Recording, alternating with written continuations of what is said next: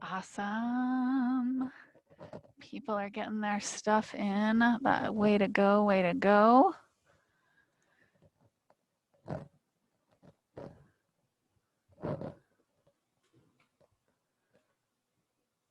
Okay, welcome everybody.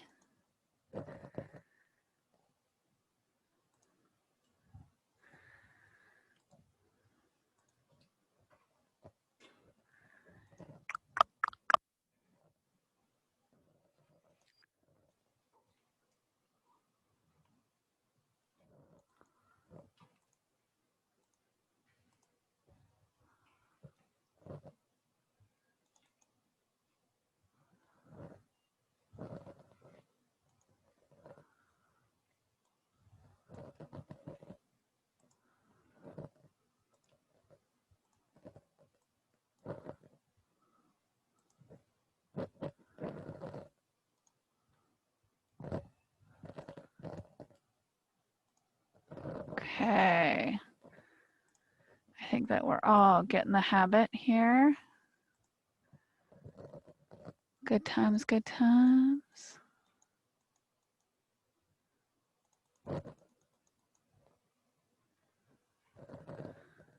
Okay.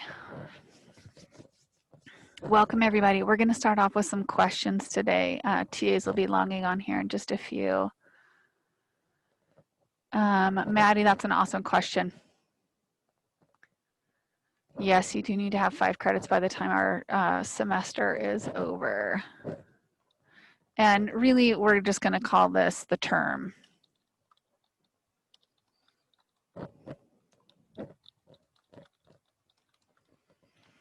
By the end of this term.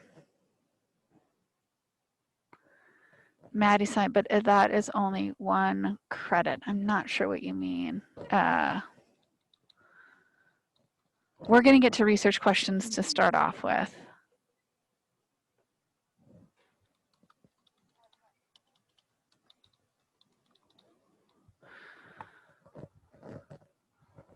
Okay, Talon, if you would please focus on letting people in, that would be awesome. Do you have co-hosting capabilities? Are you seeing the wait list? No, you're not.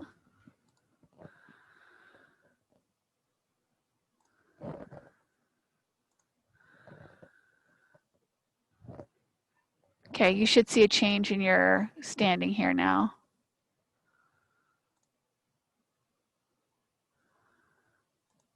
Brianna, hi Brianna.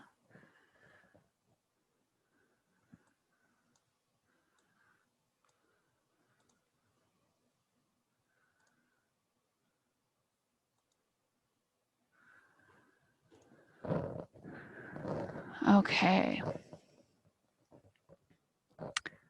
All right, all right, all right. I want to get into this, make sure this is visible.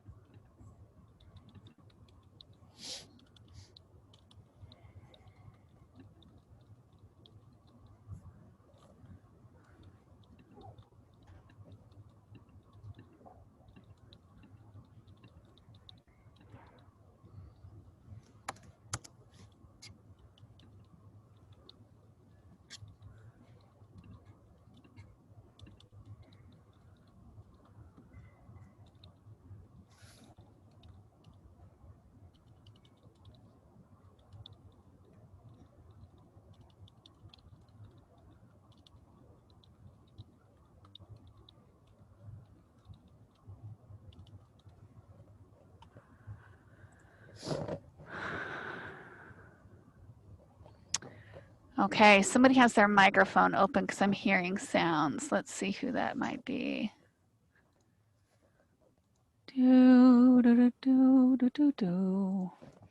TAs, keep your eye on the waiting room.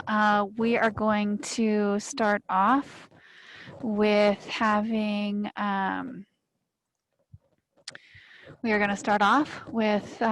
questions here. Just want to run through the basics, make sure that everybody is in the correct section, correct seat. Want to make sure and get our information logged. So when I share my screen, unfortunately, you guys get to see all the Zoom info at the same time. So it's kind of a awkward situation, but it is what it is. Okay, hopefully we can get those out of here. All right, make sure and double check your seating. Everybody should be in Zoom, getting to listen. I've already done my audio check, so I should be good to go. Questions. The first thing I want to start off with is research. TAs, go ahead and look at the comments that are coming in. I'm going to walk through this a little bit just to make sure that we are all on the same page. So I'm going to put this in view student mode. So you see this as I see this, or I see this as you see this. You want to pop into research. Last week on Wednesday, the link was available, told you guys to go in, check it out, and come with questions today. Just going to do a quick run through. Research option 1 is where you get to experience being in a research study, which is kind of important. It's important to us in psychology and understanding that. When you go into the space, currently we have 2 studies open. I have already emailed the webmaster for the research site, which is what this SONA Systems is. Go away. Go away. Oh, here, this might help. This might help. So this is the SONA Systems. This is the site that you would go to, and these are the current active studies. Online study, you can see that it's 1 credit here, 1 credit here. You need to earn 5 credits, and the way that we decide how many credits you get is by the half hour. So 1 credit is 1 half hour, 2 credits. If you go over 30 minutes, when the researcher was prototyping the study, if they went over 30 minutes, they automatically made it 2 credits. I was assured before classes started that we would see enough studies in order for you guys to complete everything by the end of this class, which happens in October. Remember, normally semesters run through to 16 weeks, which takes us a week or so into December. But for us, this semester, just having a 10-week term is what we're working in as far as those logistics. So that is SONA's, the SONA system. Let me get this put back over here so things aren't confusing. You're going to submit a summary. You're only going to submit a summary for your overall 1 summary for all credits experience. And you need to earn at least 5 credits. So you can see that 2 are already there, which is wicked awesome. You'll be able to get those done. And when students start wrapping those up, I'll put a link in here for you to submit, just like our Choose Your Own Adventures, just like our pre-writes or our pre-reads. Weekly summaries, it's the exact same system, so that shouldn't surprise you. The due date for this one is October 24th, so this one runs up right until the end of our term. Research option 2 is a review and summary of 3 different psychology-related articles. This one you have until October 12th, and I do that because I need to get them graded, so I need them to be done early. Here is the information on how to write an abstract, how to abstract a paper. The anatomy is scientific paper. My expectation is not that you've read science before. We just want to empower you and get you into the science. And what's most important to me is that this topic needs to be something that you're genuinely curious about that's related to human behavior and mental process. That's the only requirement.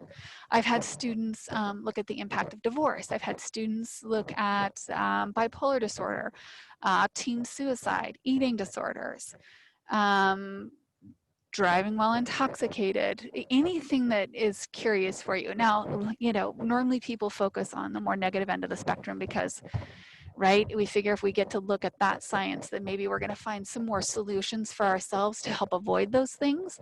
If you are innovative and you want to do some positive psychology topics, please let me know. I would happily talk it out with you and help you find some good, narrow it down so you can find some good topics to do. So research option 2, you're going to be writing a paper. Again, APA formatting help. This is Purdue OWLs. If you don't know what OWL Purdue is, it is their writing center at Purdue University. It is the best place. I just love it. They have a lot of really great APA formatting. This is the only time I require APA formatting in this class, is for this. And here are some examples if you need that. And here are some formatting instructions. Again, when people start to submit, we will get that posted. So before I pop off of the research content, I want to put it out to the TAs and let me know what you guys are seeing as far as questions and what I can answer. Mainly we've been getting questions about finding that content, which we were able to all help each other out with. Okay. And also when the submission link will be available. And I'm assuming we'll let them know. Yeah. I mean, and they'll see it as well. But I normally don't put that in there because it populates their grade book, and then they see another thing that's due. So I want to talk about it before I actually get those things posted. Sure. But yeah, that's lickety split. I can do that in about 15 seconds. Get that up Great. there.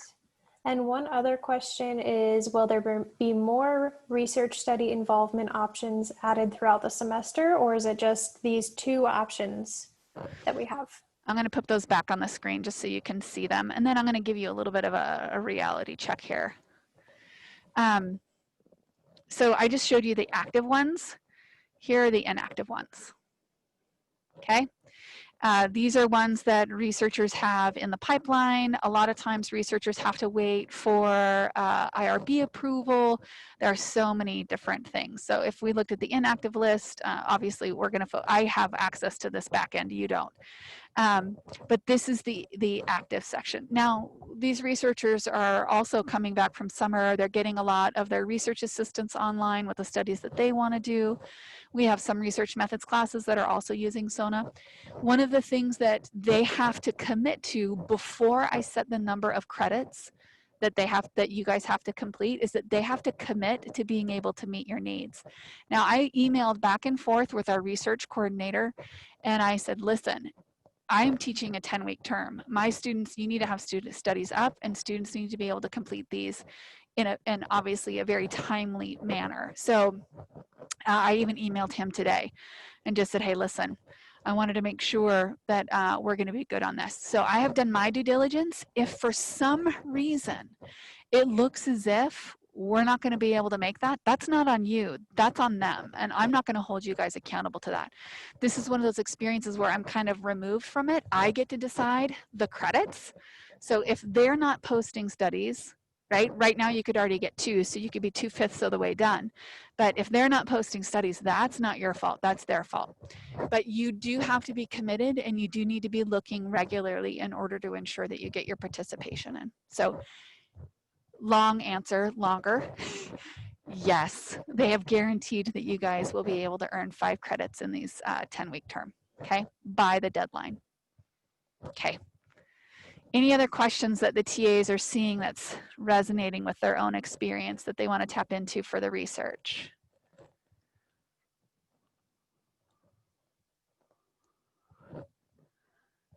Okay, if you have any other questions, please don't hesitate to email me. Always happy to talk about it. Now, moving on, logistical questions. That was research. Do we have any other logistical questions just in regards to the course? I'm still offering opportunities to address these questions, and the reason being, we're in the 3rd week, right? You're still getting oriented. I met with my TAs this morning, and one of the things that we talked about was how we were all, the majority of us, were really starting to feel like we were getting into a rhythm or a swing of things and starting to feel grounded and building some habits around the new expectations for this semester. So if you're getting there, that's awesome. If you're not there yet, that is okay too. If you want some help getting there, those are conversations I would really, really welcome. Any other logistical questions?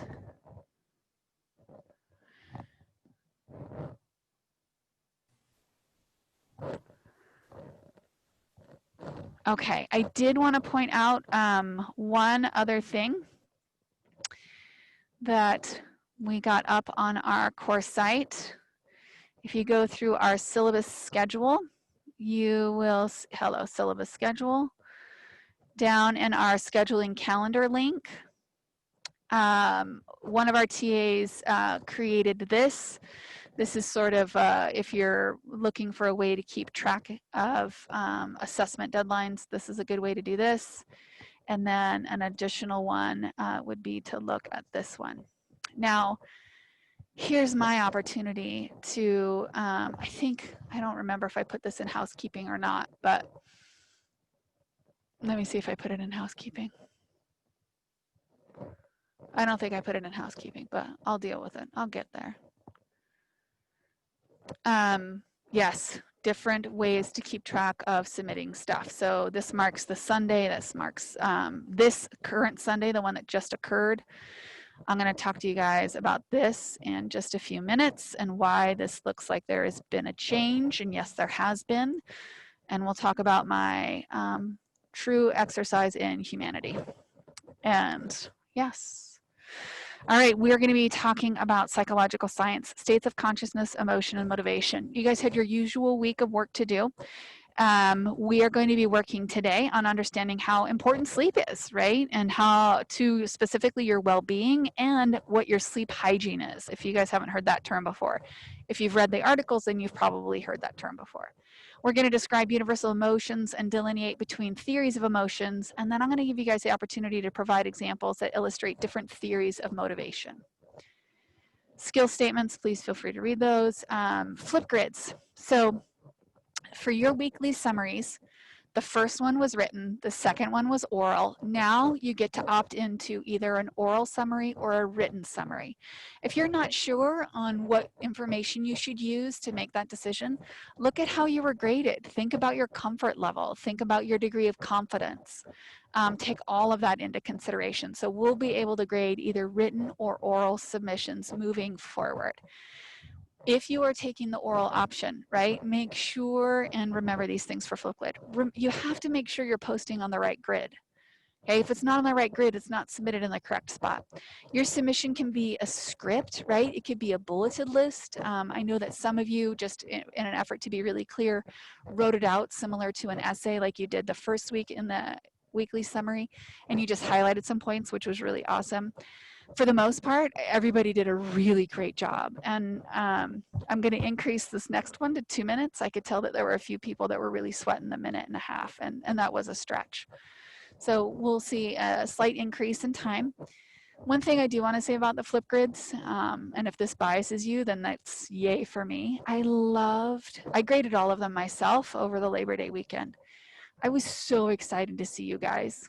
Like, to see you without a mask, to like see you up close, even though I wasn't in person. It really was, it was nice. It was nice to feel that connection. That did not change the way things were graded, but it was really, really nice. I found them pretty rewarding. Today I posted an announcement on our, okay, come on. I posted an announcement on Blackboard. I don't know why it's not letting me show you. Just this morning before my office hours, and I sent it out as an email and an announcement, and some people took it as if they had to schedule an appointment. That's just me reminding you that I'm there. I don't have a real set schedule now, so I'm going to be trying to offer these Zoom office hours throughout the week, but I'm going to be able to post them with varying degrees of notice. So if you want to meet with me and you know that you want that, just email me and set up a time and we can meet. They don't have to be during a very specific time set. I'll definitely work with you to figure out what works best for both of us. And you guys have your first, go away. You guys have your first unit essay this week, and I've been providing feedback on all the weekly summaries in such a way to ensure that you are prepared to submit a high quality unit essay. So some of you got comments about grammar where, you know, you might want to work on transition sentences. That wasn't a priority in the weekly summaries, but they are going to be a huge priority in the unit essays. Now, I know I mentioned that I was going to talk about the weekly summaries, and here's what I ran into, right? The summer, when I was planning the class, I got it all laid out. The timing was all set up. I created links for everything and had all this ready. And what I neglected to pay attention to was workload.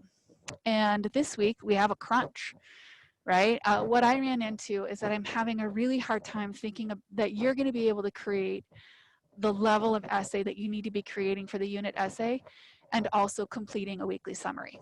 So what I've done is I've kept our weekly summaries available, but now they're going to be extra credit. So if you want to complete a weekly summary on the weeks that we have a unit essay, you can complete that for extra credit. This first round, we're going to be grading those, okay, much like we would any weekly summary. So your extra credit won't be all or none. And we're going to see how that goes for this week. Do I have any questions from any students via Zoom regarding the weekly summary change that we've made?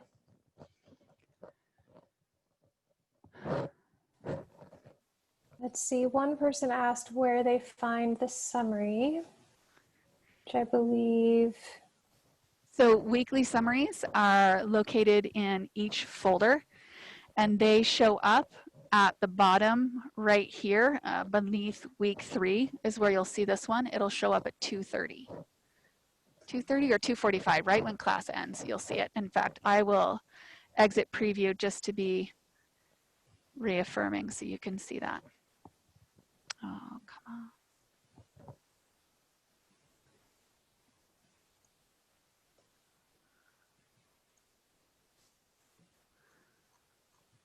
So here is where you're going to see your weekly summary. Okay, it's going to appear below your expand your learning and right there. And you'll see your unit essay just in the unit 1 folder. So the unit essay is actually made available today at 2 p.m. Great. Actually, I'm going to change that availability to just to after class. Just so we can all focus. It's due on September 11th at 11:59 p.m. You guys get to see the back end of Blackboard. Isn't that fun? No, not 3 a.m. Any other questions about weekly summaries? How about unit essay? It'll be available today by 3 p.m. You have until Sunday to submit. No. Right. One question about how You have long. you have until Friday to submit your unit essay. Oh. Sorry, go ahead, Hannah. One person was wondering how long their unit essay should be. As long as you need it to be to cover all the questions, to address all the topics. The same thing with our weekly summary.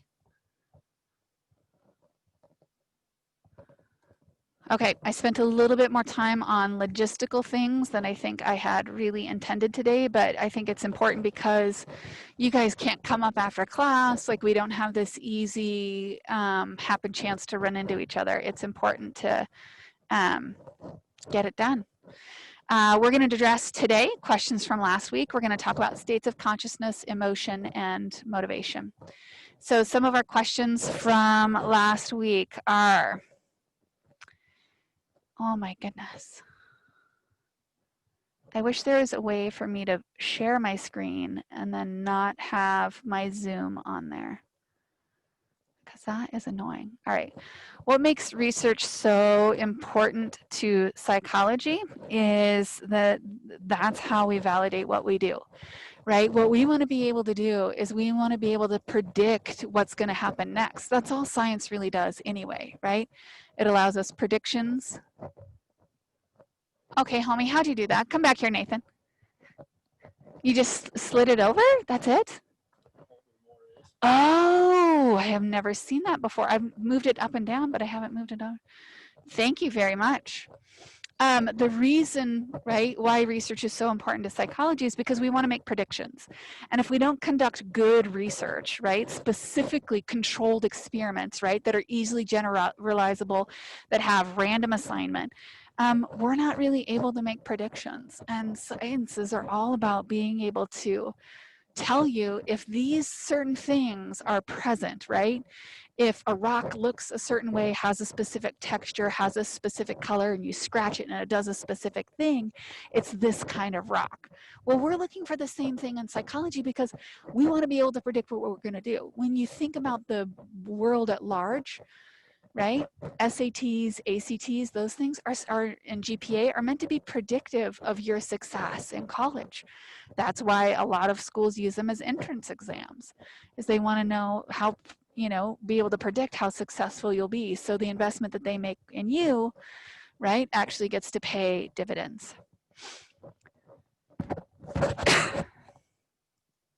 Okay. Which of the research methods is most important in the study of psychology? I'd mentioned that it was experiments.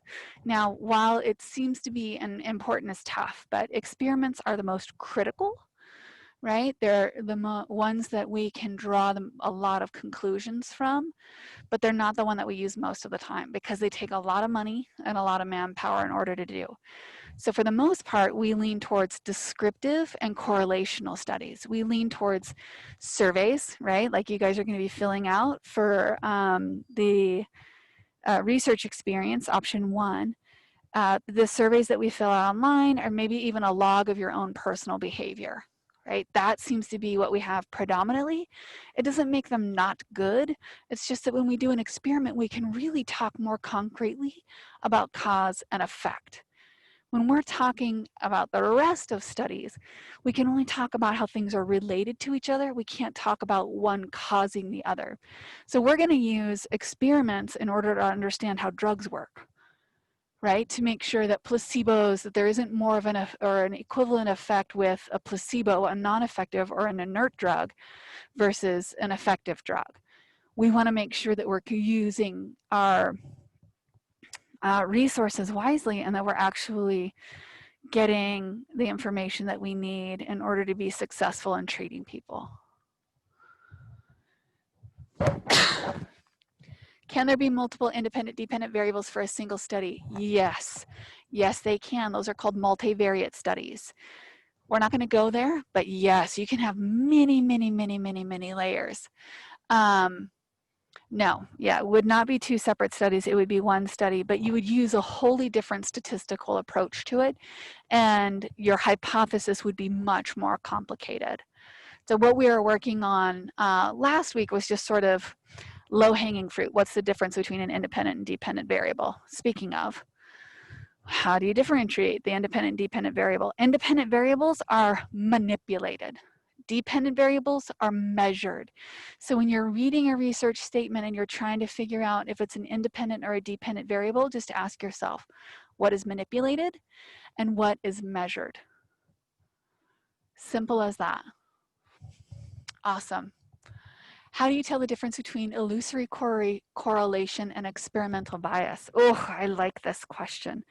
Experimental bias is an issue that can come from or show up when we're doing a lot of interpretations of data. And this is one of the reasons why research labs are so good to have, because you have lots of eyes looking at the data to interpret it in different ways. This is also the reason why we have, when you submit to publish your research, we have committees and other experts in your field that read your research to make sure that you don't have any biases that are influencing your interpretation of the content. Okay, so controlling for experimenter bias is very important, but that's really about interpretation. Illusory correlations are when we say that A and B are related, but what we've missed, right? Experimental bias is an interpretation. An illusory correlation is we've actually missed something. And one of the most famous examples that we come up with that we've seen is at one point in time, I don't know how long ago, but a newspaper reported that there was ice cream caused drowning or influenced rates of drowning because there was this huge increase in the consumption of ice cream, and then there was also a big increase in instances of drowning. Well, I'm pretty sure you guys can guess what was the missing factor. Go ahead and type it in. Type it into the chat and I'll look at it really quick and see how close we are. What's that missing factor in looking at how things are influencing each other?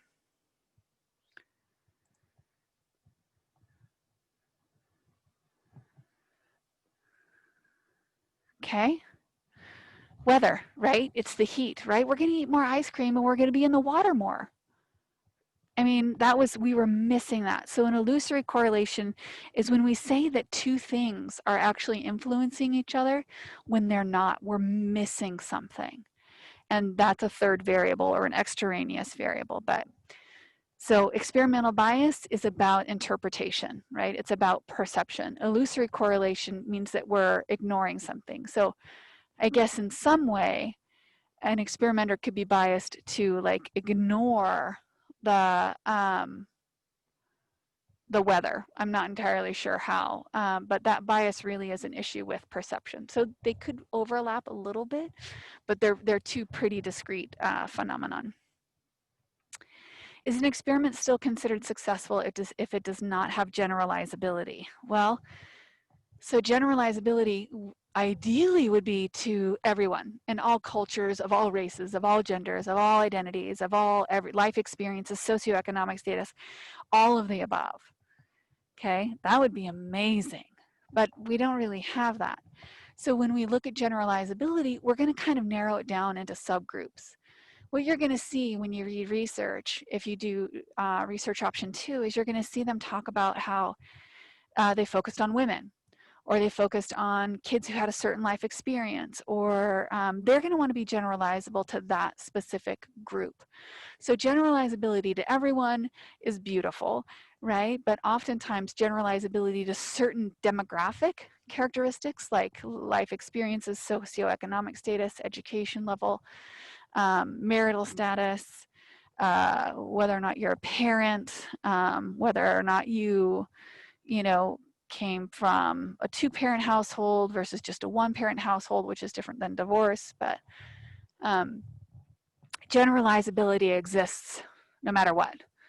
It just constrains, right, the group that we're able to generalize it to. So if I go out and I conduct a study and I only recruit people who are curious, that's automatically going to bias my data. I'm only going to be able to really suggest that people who are genuinely curious about this topic are going to opt into this content or this understanding.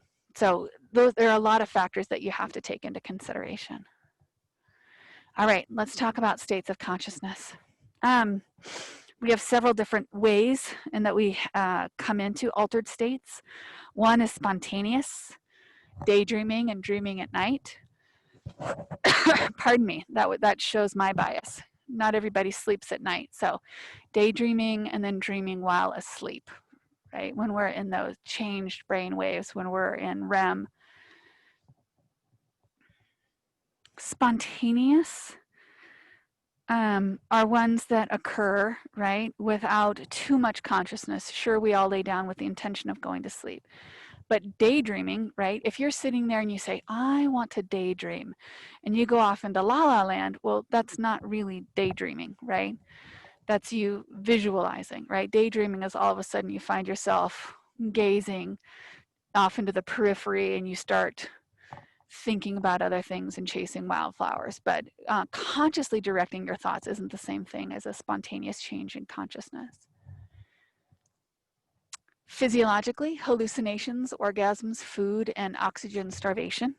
These can create an altered state of consciousness, often coupled with disorientation, inability to control mood states, difficulty rationalizing.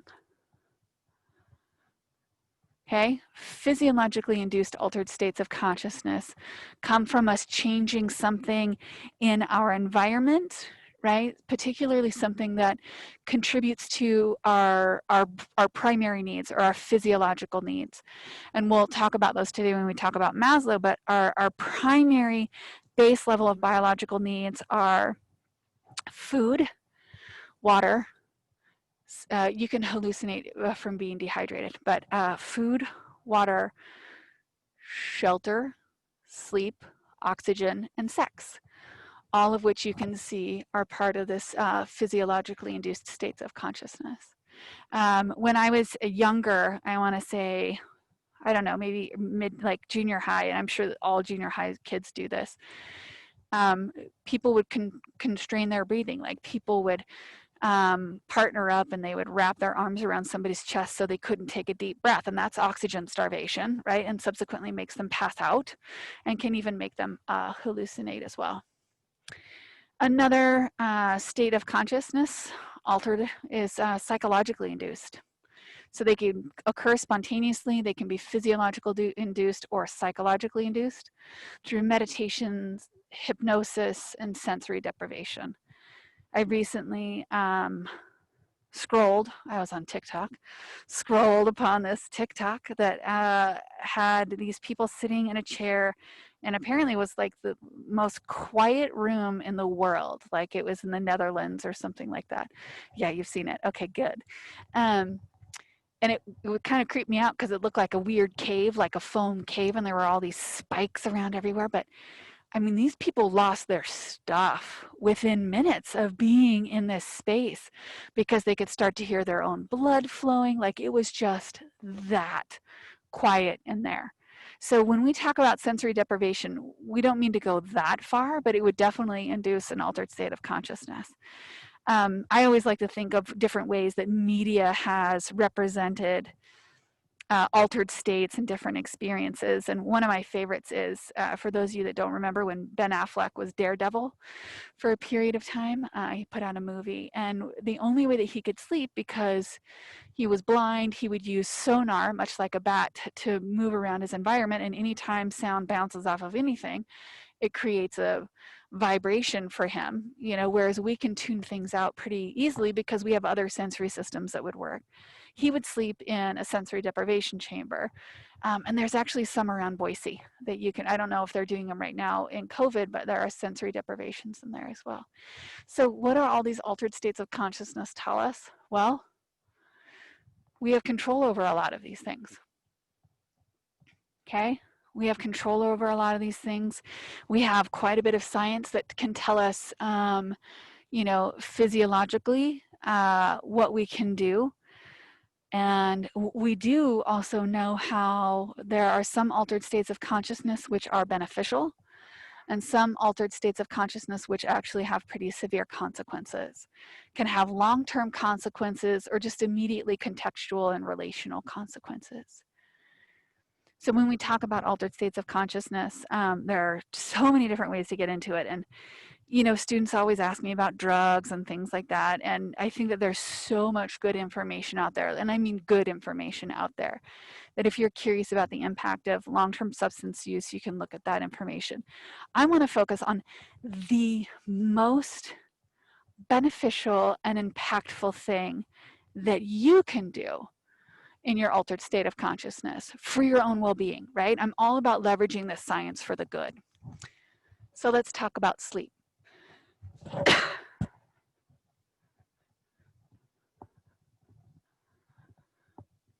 Okay, I want to make sure you guys can hear this. What if I told you there was a virus going around that the majority of our children... Hannah, can you hear this? What if I told you this virus causes memory problems and increased risk for depression and diabetes?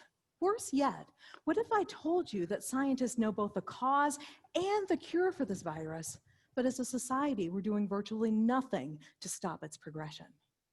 Well, this epidemic is real, and 2/3 of our children are suffering from it.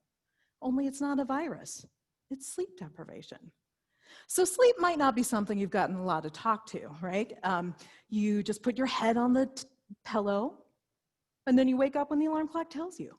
But sleep is so much more than that. And we can't really dialogue about transforming education without first considering how the brain transforms. And then should I turn off my microphone? Because that's what learning is, brain transformation. Sleep is a requirement of the brain. Without it, we die. Without enough of it, we suffer. During sleep, the brain rids itself of cellular waste, strengthens synaptic connections, consolidates memories. In fact, if you spend your day learning new guitar chords, at night, areas of your right motor cortex responsible for your left fingers actually sleep deeper. So sleep, it's not wasted time, it's sacred time. Every day, when our brains are busy making the changes they need for us to learn, to survive, for our children to grow and thrive. I study sleep in college students. Just like the rest of us, when they don't get the sleep they need, their bodies go into fight or flight mode. Stress hormones course through their arteries. Their blood pressure and blood sugar spike. They seek out junk food. Their frontal lobes become inefficient at problem solving. Their limbic systems highly emotionally reactive. In fact, we've shown that in college students, bad sleep is a better predictor of who will and who won't succeed academically than is binge drinking and marijuana use. Let's admit it. As a society, we're bad at sleeping. We don't prioritize it. We certainly don't model good behaviors for our children. No surprise then that United States school children rank first among nations in academic problems directly attributable to sleepiness. The 2014 Sleep in America poll found that fewer than 1 in 5 teens is getting the minimum amount of recommended sleep. So how much is that? In teens, that's about 9 hours a night, and younger kids, at least 10. But here's an easier way to tell whether or not you or your children are getting enough sleep. Do they need an alarm clock to wake up? If so, they're not getting enough sleep. So what can we do to help our children get better sleep? 3 suggestions. First, start schools later. Right now, the earliest scheduled bus stop is 5:40 a.m. Right?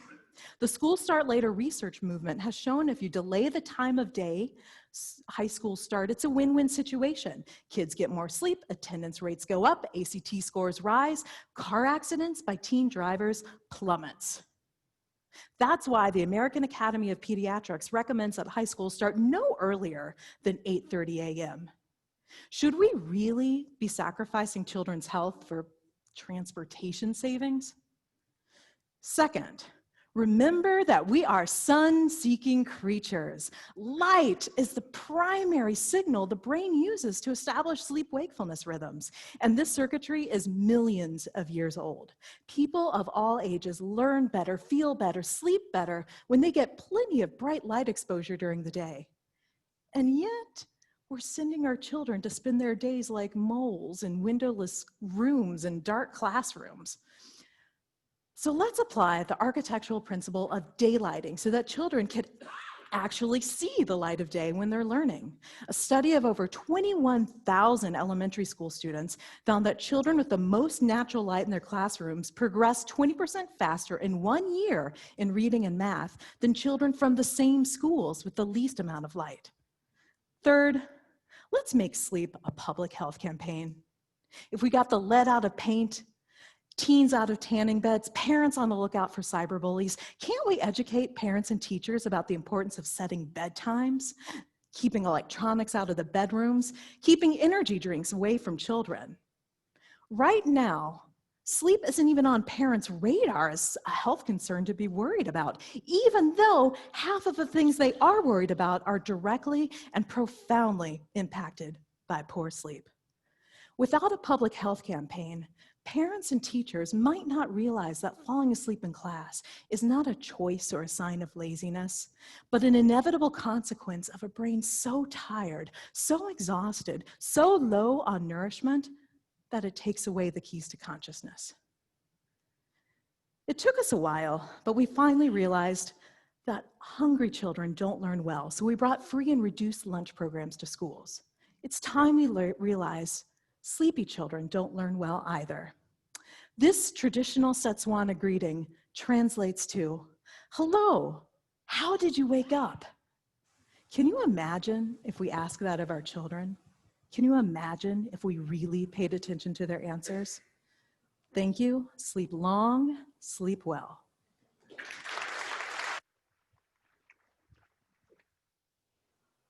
Okay. Kudos, folks. So here's what I would like to see in the chat. I would like to see, of the three that she mentioned, which one do you think is most important to you?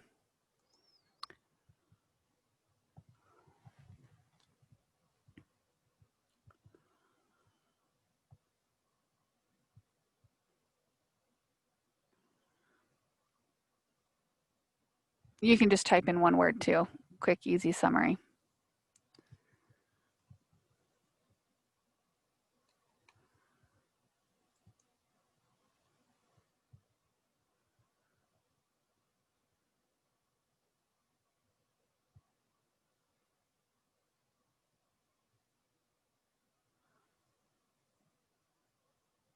Natural light, later school, kind of sunlight seems to be a big one.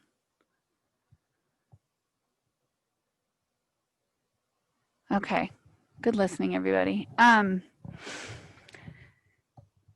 Here's what she didn't talk about, which I think is really important, and our book alludes to, is the issue of cortisol. When you are born and you are an infant, you very quickly get on, not quickly, but it varies by person, but eventually you get on a schedule where your cortisol peaks in the morning around 9 a.m., sunlight time, right? Like proportionally sunlight time, peaks around 9 a.m. And then it goes down around 3 p.m. where a lot of us are like reaching for mid-afternoon coffee, some carbohydrates, right? Sugar, something else like that. And then it goes back up and then it peaks and then it slowly goes down for the rest of the day, right? Into sleep, right? Cortisol, our stress hormone, is what allows us to sleep. Well, what happens in adolescence, right? It goes from having this normal, by adults' definitions, cycle and peaks of timing to all of a sudden, they don't down cycle at 9 p.m. like we do. They down cycle at 11 p.m. And so one of the greatest gifts that I have is, you know, from being a developmental psychologist is that when both of my girls started to get into this thing, they were like, you tell me I have to go to bed. And I was like, but I don't ever tell you you have to go to sleep. I tell you you need to leave your computer and your phone upstairs and you can head down to your room. You can listen to music, you can read, you can write, you can do whatever you want, you can draw, but you don't get to have a screen. And we start that at 9 p.m. because she doesn't downshift until 11 p.m. So taking that into consideration, right, this advocacy for a later time start, 8:30 a.m., oh my gosh, that would be amazing, right? That would be fantastic. That's one of the things that I've advocated for in all my daughter's schools, just because it makes sense. I know that logistically it doesn't work out for transportation, but we need to start thinking about things that are slightly more important, if you will. So she alluded to, but didn't talk specifically about sleep hygiene. What are you doing so you know you're ready for bed? If you know anybody who's got little kids, this nighttime routine that we do with little tinies is really important because everything that we do tells the baby, oh, look, we are getting ready for sleep. Right? They get conditioned. A lot of you talked about conditioning in your weekly summaries from last week. But we get conditioned where we start to train ourselves on what sleep looks like and when sleeping happens. My husband now has an alarm on his phone that tells him at 10 p.m. he needs to have electronics off and he needs to be in bed. So that is conditioning, right? That's conditioning. That is what you step into when you start to understand. And that is about sleep hygiene. What are you doing, right, that is conducive to sleep? What are you doing that's setting you up for success? So screen time, caffeine, obviously. There's so much caffeine in our cultures. It's absolutely ridiculous. Sorry, it looks like that there was another question. Yeah, so sleep hygiene, how do you prepare for this transition to sleep? How do you navigate that and allow yourself to transition mindfully? Caffeine is something you need to watch out for. Fluids too close to bed is something you need to watch out for. Screens definitely is a huge, huge issue. I know that there was a little bit of science out there for a while that said if you didn't look at a bright screen or if you used blue glasses or something else like that, but what we're seeing is from the nervous system activation, that is not a way to go. There are the Kindle paper weight. There are a few devices that are really light and have lighting tones that mimic paper without having an outside light that don't seem to affect individuals as much as other screens. All of the above contribute to sleep hygiene. So you have read some information on sleep hygiene for this week. You just watched a video, so you can either refer to the articles or you can talk about tips. What I'm going to do is I'm going to put you guys into breakout rooms, okay? And I've already got it set up so the person with the longest first name speaks first. And I am going to paste the instructions into the chat and then send you on your merry little way. Oh, come back, chat.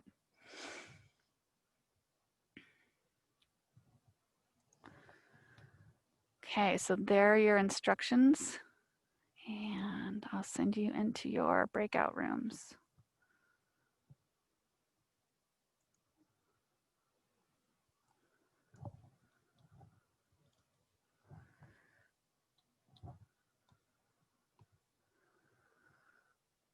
All rooms are open. Go ahead and select, move into that room, and talk to your group. The person with the longest name starts first about your own sleep hygiene and what works for you.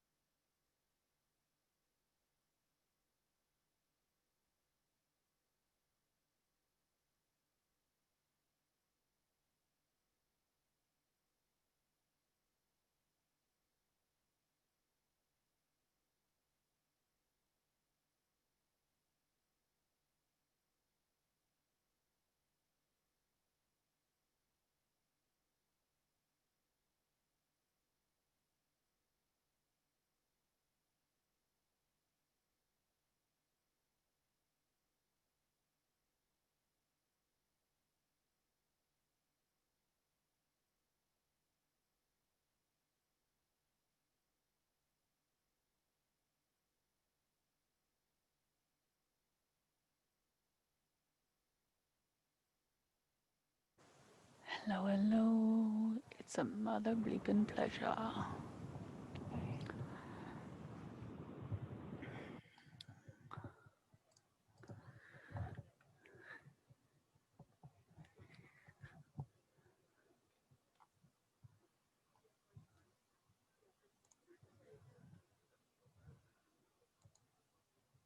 All right, for those of you that have already popped back in, let's see some quick suggestions or summaries in the chat. Doesn't have to be yours, preferably lean towards sharing something that you have learned, right? That you heard somebody else share, maybe it was a good suggestion, maybe it was something that you would not consider an option or it would be difficult for you. All information is an insight. Turn the alarm clock away from you. Oh, that's really good. White noise, stretch before bed. Turn phone face down, no caffeine, sleep in a dark room. Nice. Small naps throughout the day.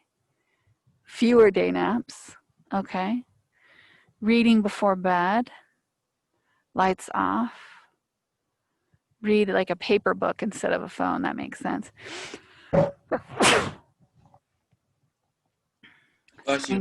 Thank you. I appreciate that. Sleep meditation. I love all those. You guys, that's awesome. That is awesome. Good job, right? And working towards one of our objectives for today and developing some insights around that. Understanding how your own sleep hygiene works is really important.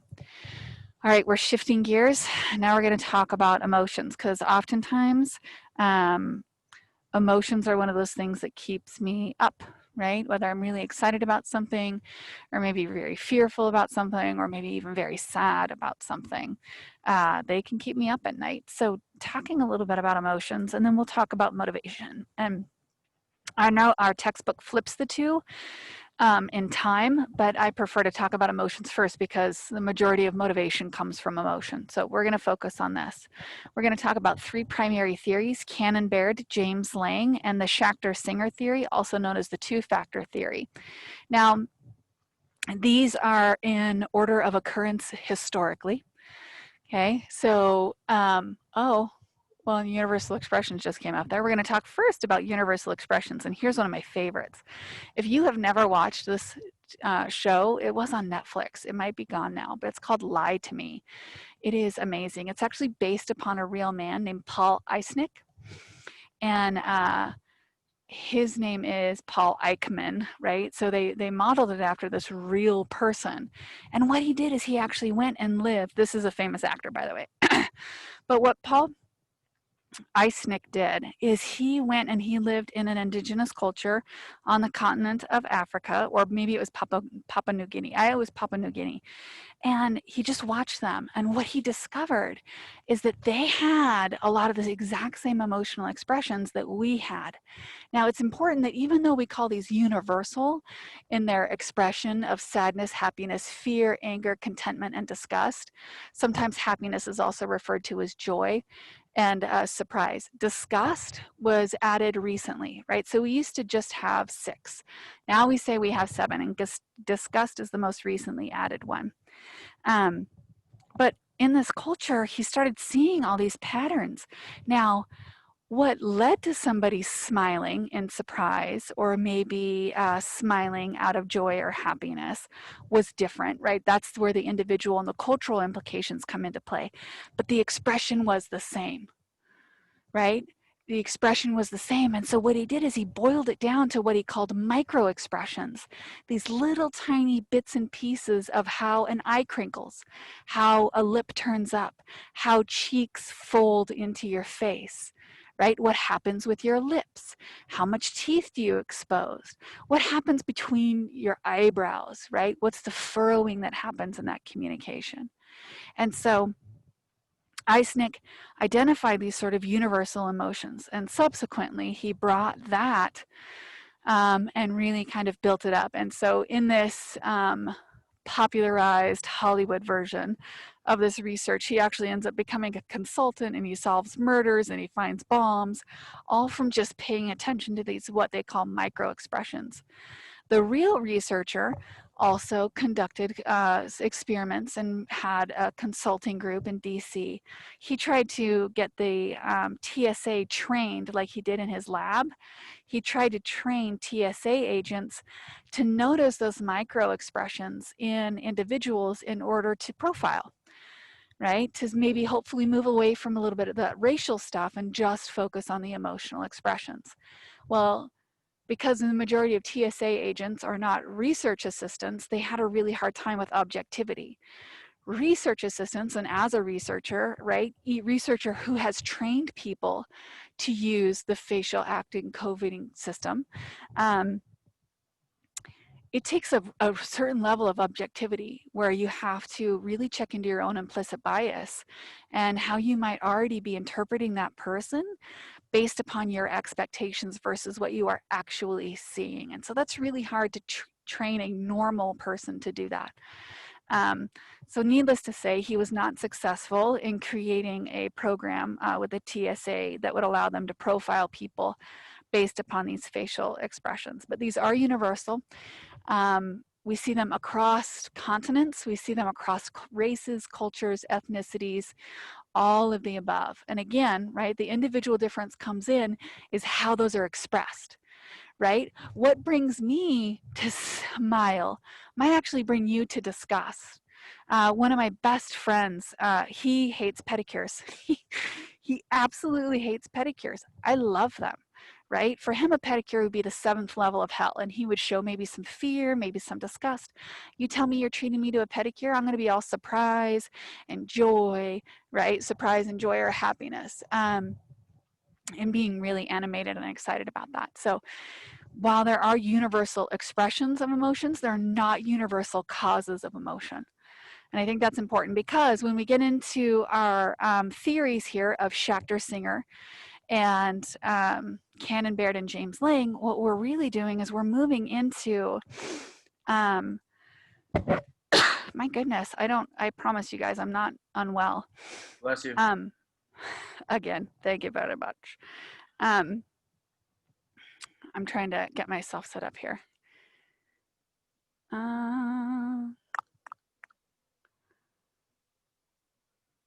Okay. It's important to note that expression is different. Okay, Nathan, why don't you come on out here and show me how to use this pencil? Look, I just heard him like get up and come running. So I'm going to walk you through a little visual here on how to map out Cannon, Baird, and Schachter, Singer, and James Lang. And these are really important because these are kind of our good to know, learning every day.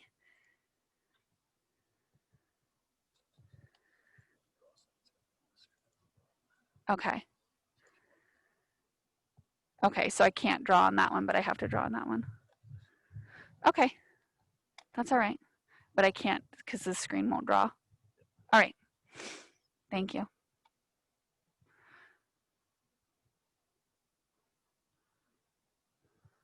All right, learn something new every day. Thank you, kind fellow. All right, so I'm going to break these down for you. Cannon, Baird. Cannon, Baird believed that we had a stimulus and that this stimulus caused us to have a physiological response. I'm going to show you this in a second. And that once we had this physiological response, then we had an emotion. I promise you my handwriting is better than this, but this is how it works out, just sort of graphically. So we have a stimulus. Maybe you see a spider. Oh God, there was a black widow in my house last week on Wednesday after class, and I'm just that traumatized by it, so I'm going to tell you guys about it. Son of a, I could not, he dead now. Dead, right? Saw the spider. Physiologically, my heart raced, maybe my head hurt. My eyes dilated, right? So what happens, especially when we are in an activated fear state, our sympathetic nervous system kicks in. It's part of our autonomic nervous system. Our sympathetic nervous system kicks in, and it does one of 3 things. And a lot of you remember this from your biology class. We fight, we flee, or we freeze. Little kids tend to freeze. Okay, but a lot of us, we put on our track shoes or we put up our dukes, and we want to make sure and take care of ourselves. And so if I'm encountering a stimulus and I can't really tell if it's good or bad yet, I'll tell you about my surprise birthday party later. We can't really tell if it's good or bad yet.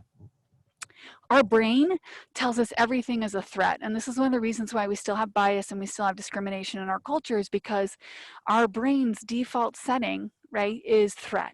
And so that filter that screws things up while we're out in the world and leads to things like experimenter bias and implicit bias and actual prejudice, changes how we see things. So if I'm encountering something and physiologically my sympathetic system becomes activated, I start to sweat, my digestion ceases, right? All the resources, your digestion takes a lot of work.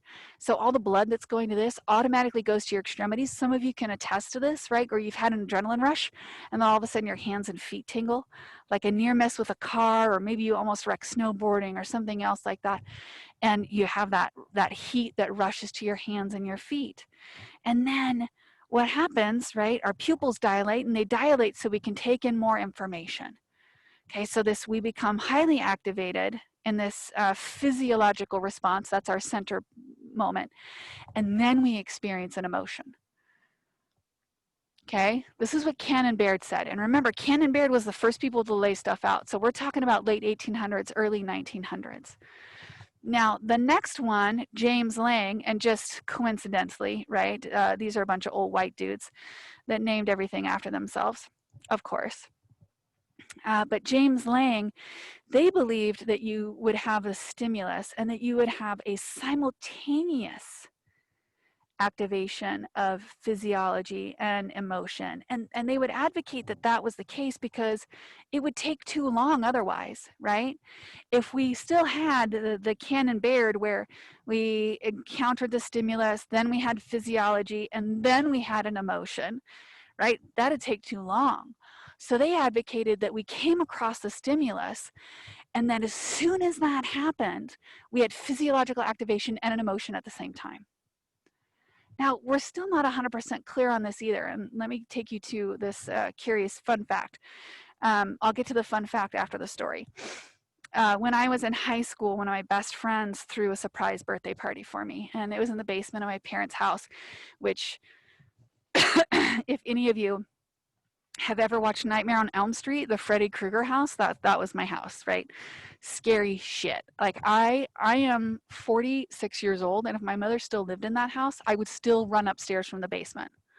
No joke, that shit scares me, right? So my friend says, come on, let's go down and we'll watch a movie in the basement. I'm like, okay, so we go downstairs, and I come around the corner from the stairs into the basement, and I open up the door, and all of a sudden there's this loud sound, and there are projectiles coming towards me, and I punch whatever's in front of me. My poor friend Jason got socked right in the nose. I hit him good too, right? I was scared shitless. First, I showed up there and I was already locked in, right? When we talk about perception and we talk about walking and being in our environment, I was ready, right? Because I was in the basement, the scary ass basement.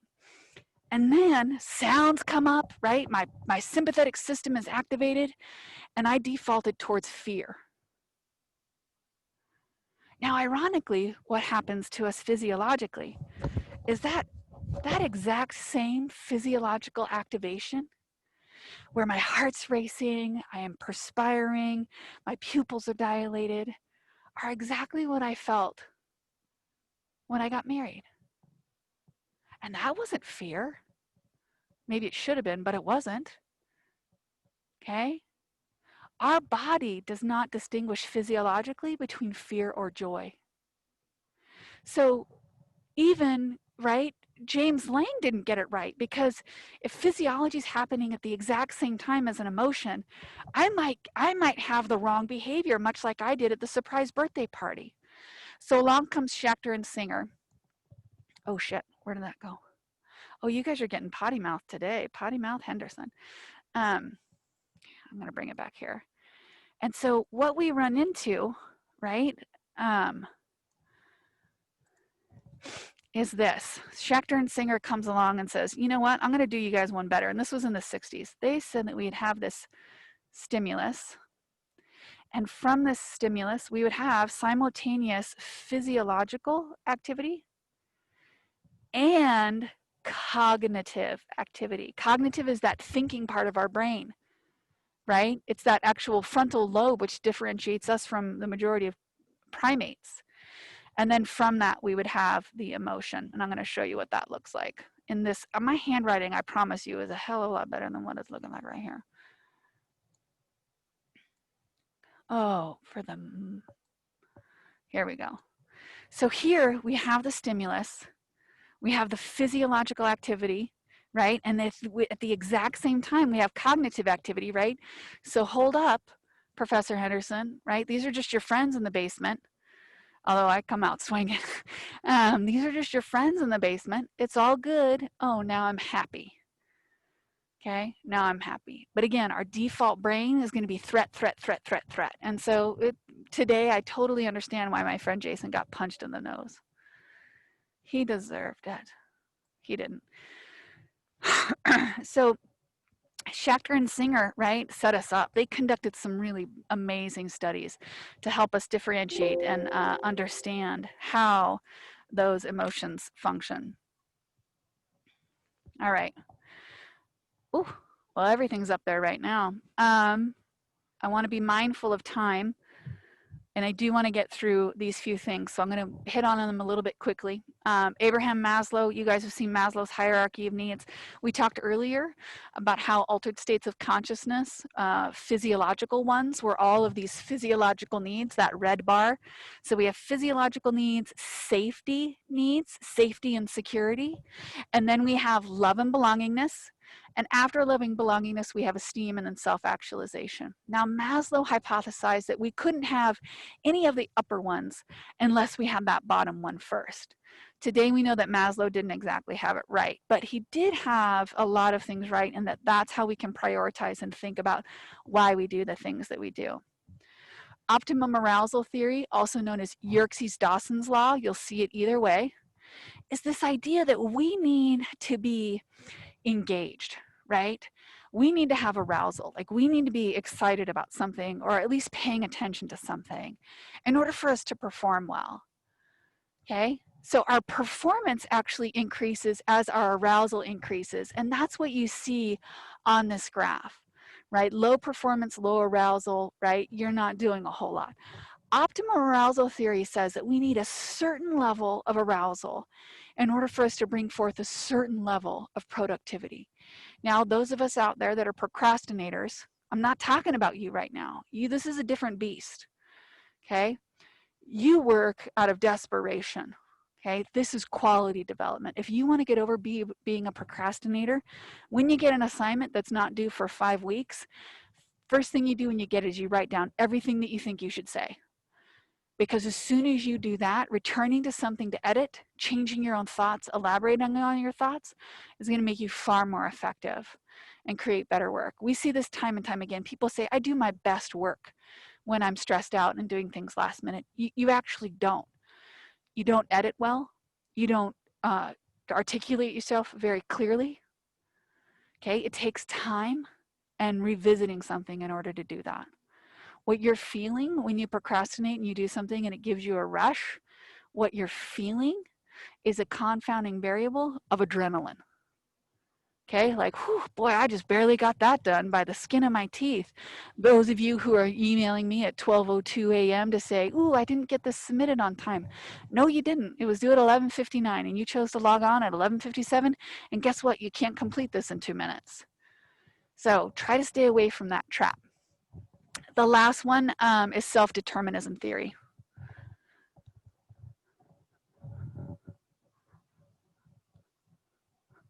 Our 3 basic needs are autonomy, competence, and relatedness. We've heard some things about them today, but I'm just going to briefly say what they are. For us, relatedness is feeling cared for and connected to others. It has to do with a sense of belonging, a feeling that you matter to the other people that are there. And relatedness is enhanced not just by people treating you warmly and including you, but it's also enhanced by your giving to them and you're being able to matter in their lives. That's part of what helps us feel connected. So it's not a one-way street in relatedness. It has to do with both. And again, we'll show evidence to that effect. Competence is really commonly studied in psychology. Most theories of psychology would probably agree with us on this one point, which is competence is essential to wellness, to feel effective in your environment, to have some sense of mastery of the things that are important to you. Very, very important, and environments can have a big impact on that experience. And then finally, finally autonomy, which has been probably the most controversial, but also the most central of our psychological needs in the sense of research and our integrative mission, so to speak. Autonomy refers to behavior that is self-endorsed, that you agree with and find congruent within yourself. And so autonomy here means that you feel choiceful, self-initiating, and when you're fully autonomous, you're wholeheartedly behind the thing that you're doing.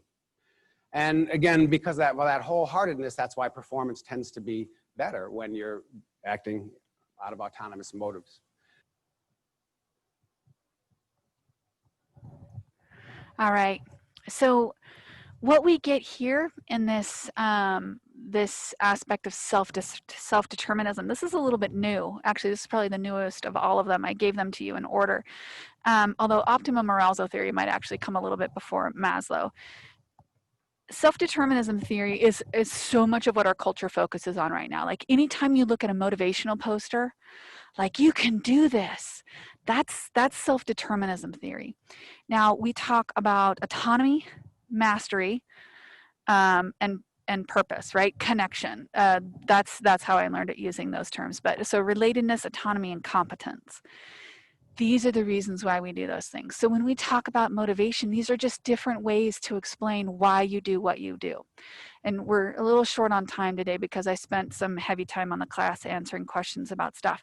But the takeaway that I want you to have from here is that as you think about why you do what you do, don't keep yourself from considering how all of these can actually come together to tell a more complete and whole story of who you are and why you do what you do.